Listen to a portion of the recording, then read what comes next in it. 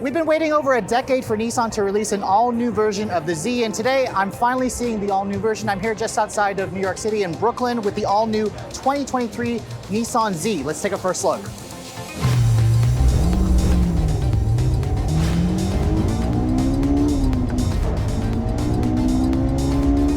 So of course this is an all-new Z car, so I figured I'd show you guys what's going on underneath the hood. Unlike the Z Proto, which I couldn't show you guys the engine, this is a full production car, so now we can finally see the new motor. This is the motor that you'll also find under the hood of the Q60 Red Sport. It's the company's 3-liter twin turbocharged direct injection V6. It's got an engine code of VR30 DDTT. It makes a nice even 400 horsepower and 350 pound-feet of torque. Now the beauty about this motor is it still comes standard with a 6-speed manual transmission. That's right, a 6-speed manual.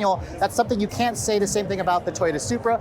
The other transmission is a new 9-speed automatic transmission. That is a Nissan-developed transmission, although some say it shares some parts and design with the Mercedes unit. Now, of course, all Zs are still rear-wheel drive, and the 6-speed manual model will come with a limited slip diff and a carbon fiber reinforced drive shaft. Now, I don't have fuel economy figures just yet. I don't have performance figures just yet. I don't have curb weight figures just yet, but I'm going to estimate this car is probably going to come in at around 3,300 to 3,400 pounds. Now, let's take a look at the styling of this vehicle, because if you guys liked the Z Proto concept, you're gonna essentially get the same vehicle. Nissan said that car was about 95% done. You can see the front fascia is slightly controversial with this very big square mouth at the front. This, of course, has the functional openings for the grille. It doesn't have anything with the Nissan V-Motion grille. This is, of course, dating back to the original Datsun 240Z, which again has a very beautiful heritage look. This particular one that I'm showing you is painted in this Seagal blue. It's a gorgeous shade of blue. This is probably my favorite color. You have these heritage-inspired full LED headlights with the kind of half oval shape to the LED daytime running light, LED low and high beams, LED turn signals, no fog lights as you can see, but I really like the way the hood kind of bulges up to show, make room for that engine. This car in general is going to be available in 2 different specs. There's going to be the sport trim and then a performance trim. I believe this one here is the performance trim because it's got the upgraded brakes. There's also a proto spec version that's going to be based off of the Z Proto concept that has kind of yellow accents, and it's also painted in that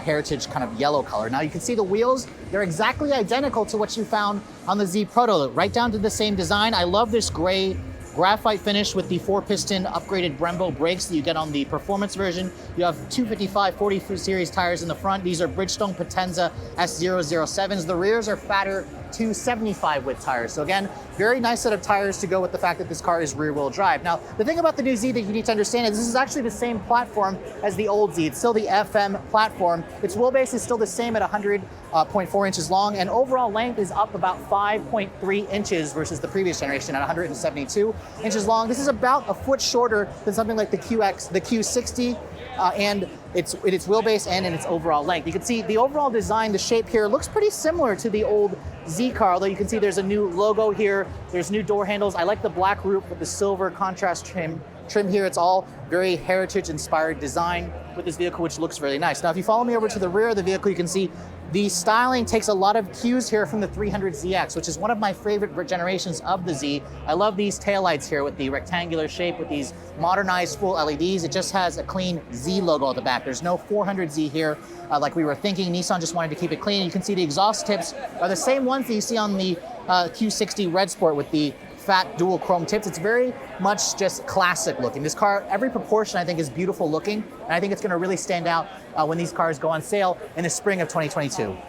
And you can see, just like the previous generation, it's still a liftback back here. Now, I don't have any cargo figures yet, but you can see there's no back seat. This car is still a two-seater, but there is a good amount of storage back here if you guys actually need to put some stuff because of the hatchback design.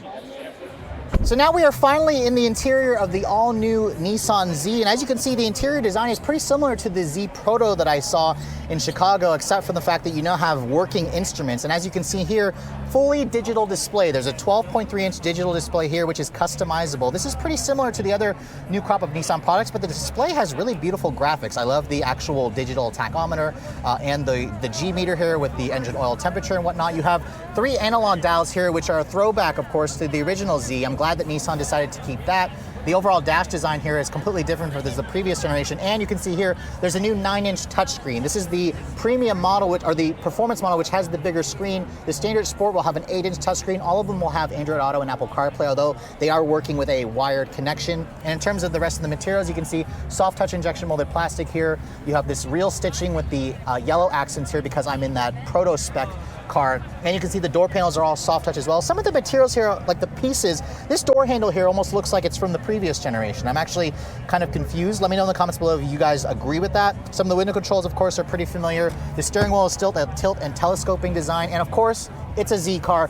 I love the fact that you can still get it with a manual. The manual itself, of course, has active rev matching. It's got a really nice clutch. This is going to be a really fun car, because remember, you can't get the manual in the Toyota Supra. And if you guys don't want to drive stick, there's also a new 9-speed automatic, which has paddle shifters that are inspired from the Nissan GTR. And overall, you can see here, these are the seats that you get with the proto spec version. They have some yellow accents with the Alcantara. The seats also are pretty aggressively bolstered, but some of the controls you can see here look like they were pulled out of the previous generation Z. You still have the controls that are over here on the center console, which isn't a bad thing, but I like the fact that the seats do look new, even though some of the pieces remind me a little bit of the old car. Of course, there's no back seat, but overall the interior feels thoroughly modern, and I can't wait to get this car out on the road.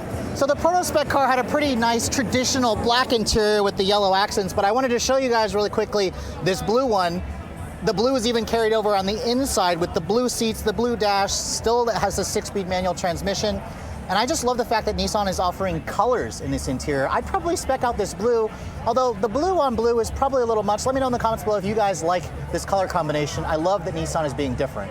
So an all-new Z is a really big deal for Nissan. The company has a long line of enthusiasts that have been following this car, and they even brought along a really well-known enthusiast, Cody Walker, to reveal the car to the press, its world debut. As you guys know, his brother starred in the Fast and the Furious movies and kind of introduced the Z car in the original movies back in the early 2000 era. So after seeing the new Z in person, I'm pretty impressed. Unlike the Toyota Supra, which Toyota had to partner with BMW to deliver, the Z is all Nissan. And while some of the bones of this car are definitely carried over, they did bring along some parts that we really like. We love the turbocharged engine. We love the fact that it's a manual transmission. We love the styling of this car along with the new interior. And Nissan hasn't announced full pricing just yet of the new Z. They're gonna have that number as we get closer to the on-sale date. But I'm gonna go out here on a limb and say this car will probably start in the under $40,000 range. That's all pure speculation. I want it to be cheaper than the Toyota Supra, but we'll only know because this car will be going on sale in the spring of 2022 as a 2023 model. For Redline Reviews here in Brooklyn, New York, I'm Sofyan Bey.